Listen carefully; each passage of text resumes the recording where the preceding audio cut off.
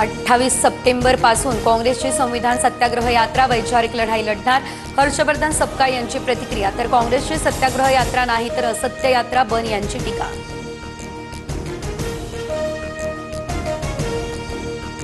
जपानमधील Osaka world business expo 2025 मध्ये महाराष्ट्राचा डंका। वर्ल्ड एक्स्पोमध्ये पहिल्यांदा 15 दिवसांसाठी महाराष्ट्राच्या उद्योग क्षेत्राचं प्रदर्शन। उदय सामंत यांच्या हस्ते इंडिया महाराष्ट्र पवेलियनचं उद्घाटन। नैसर्गिक संकटाच्या परिस्थितीत हताश होऊ नका, लवकरच नुकसान भरपाई मिळणार। कृषी मंत्री दत्तात्रय भरणे यांची ग्वाही।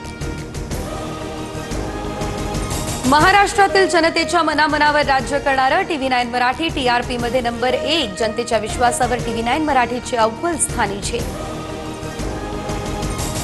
सोनं चांदीच्या दरात वाढ सुरू। सोन्याच्या दरात 750 तर चांदीच्या दरात 1700 रुपयांची वाढ। सोनं 1,11,450 वर तर चांदी 1,31,500 रुपयांवर।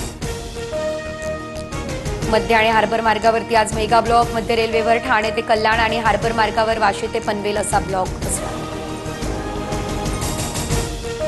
बीडमध्ये अतिवृष्टीमुळे 4,20,000 हेक्टर जमीन बाधित। पूरस्थितीमध्ये 4 व्यक्तींचा मृत्यू तर 153 जनावरे दगावली।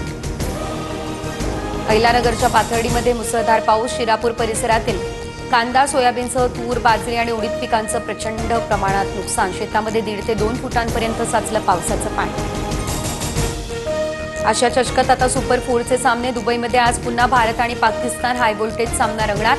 पाकच्या संघासाठी मोटिवेशनल स्पीकरसह मानसशास्त्रज्ञांचं पाचारण।